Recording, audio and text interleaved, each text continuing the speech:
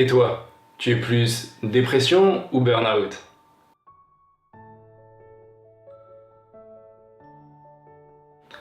Bonjour à toi, c'est Paul et bienvenue dans cette nouvelle vidéo. Alors aujourd'hui nous allons parler dépression et burn-out. Nous allons voir principalement tout simplement la différence entre une dépression et un burn-out. Bon, tu m'excuseras si j'ai un peu de mal à me concentrer aujourd'hui parce qu'il fait hyper chaud, hyper lourd.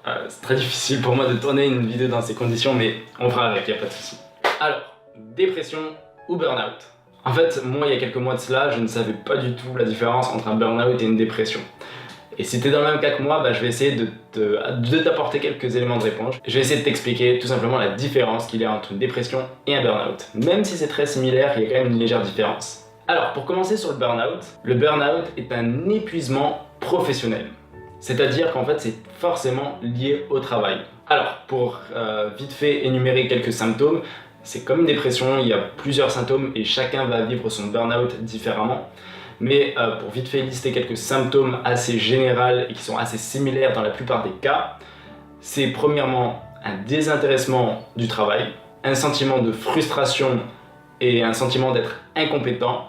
On va développer un goût pour l'isolation, pour se retrouver seul, une baisse de la confiance en soi, de l'estime de soi et on va développer de l'anxiété, difficulté à se concentrer, difficulté de concentration, insomnie et ça peut même aller encore sur d'autres symptômes tels que des mal de dos, des mal de tête, etc. etc.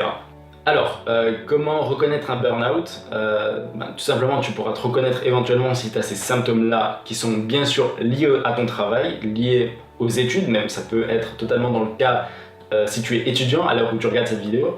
Et comment justement savoir si on est vraiment dans un burn-out ou pas?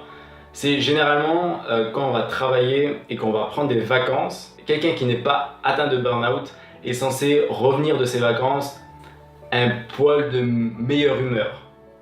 Alors que quelqu'un qui est en burn-out va pendant toutes ses vacances, par exemple, ruminer les mêmes idées, par exemple, ah j'aurais dû faire ça, ah j'étais pas bon là, ah mes collègues ils m'énervent ou quoi que ce soit. Bref, quand t'es en gros quand tu es en vacances dans un burn-out, c'est pratiquement pas reposant et tu reprends ton travail avec la même humeur que quand t'es parti, voire même pire. En gros, les vacances ne t'aideront pas à aller mieux.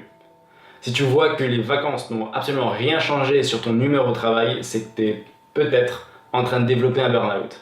Alors, les causes d'un burn-out, je vais t'en lister quelques-unes. Ça peut être par exemple lié à un stress chronique. Tu es régulièrement et quotidiennement mis sous stress au travail et tu ressens ce stress vraiment. Tu souffres peut-être d'un manque d'autonomie. Il y a toujours des personnes qui sont derrière toi, qui ne te lâchent pas la grappe. Ils regardent tes faits et gestes et toi, ça peut t'irriter. Tu as besoin d'espace, tu as besoin de liberté pour pouvoir mieux travailler tout simplement. Ça peut être aussi lié au fait que tu as un manque de reconnaissance par rapport à ton travail fourni. Peut-être que tu travailles bien, tu travailles dur, mais que tu estimes et que tu juges que ton travail n'est pas reconnu à sa juste valeur. Et ça, encore une fois, ça peut être une grande source de frustration et ça peut mener jusqu'à un burn-out. Et enfin, l'incontournable, ça peut être même lié à ton environnement social au travail. C'est-à-dire que tu peux avoir des collègues, des patrons, en tout cas des personnes de ton entourage au travail qui sont toxiques pour toi. Des personnes qui te tirent vers le bas, des personnes qui te descendent, des personnes peut-être qui travaillent mal, je ne sais pas. En tout cas, tes collègues peuvent aussi être la cause d'un burn-out. Alors comment traiter un burn-out? C'est à peu près comme la dépression, mais vraiment la chose impérative à faire dès qu'on souffre de burn-out, c'est de stopper son travail, d'être en arrêt maladie pendant vraiment un certain temps. Se laisser le temps de récupérer.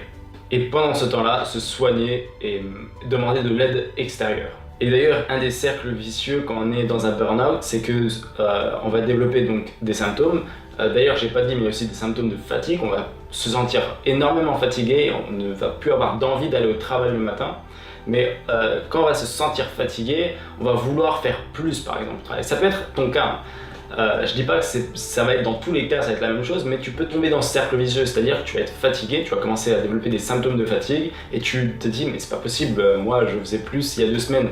Alors tu vas vouloir travailler plus, tu vas vouloir fournir beaucoup plus d'efforts et en fait ça va te fatiguer davantage et tu vas être dans ce cercle et tu vas continuer à développer donc des symptômes pour aller jusqu'à la cassure, jusqu'au burn-out. Et maintenant pour parler de dépression, Bon, la dépression, j'ai déjà fait une vidéo dessus en listant quelques symptômes, etc. Tu pourras retrouver la vidéo juste en haut à droite de ton écran en cliquant sur le bouton I. Mais la dépression en soi est beaucoup plus générale, c'est-à-dire qu'elle peut toucher beaucoup plus de domaines de vie. Le burn-out est vraiment axé sur la vie professionnelle, le travail. Alors que la dépression peut toucher la famille, les amis, les hobbies, ça peut vraiment toucher énormément de choses. Donc voilà, pour finir cette vidéo, dépression ou burn-out, nous avons vu dans cette vidéo que le burn-out est vraiment axé à ta vie professionnelle, à ton travail. Alors que la dépression peut toucher ta famille, tes amis, bref, tout. La dépression en soi est beaucoup plus générale. Mais en soi, les symptômes sont plus ou moins les mêmes. Donc voilà, si tu veux en savoir un peu plus sur la dépression, sur le burn-out, etc., je t'invite vraiment à t'abonner à ma chaîne YouTube.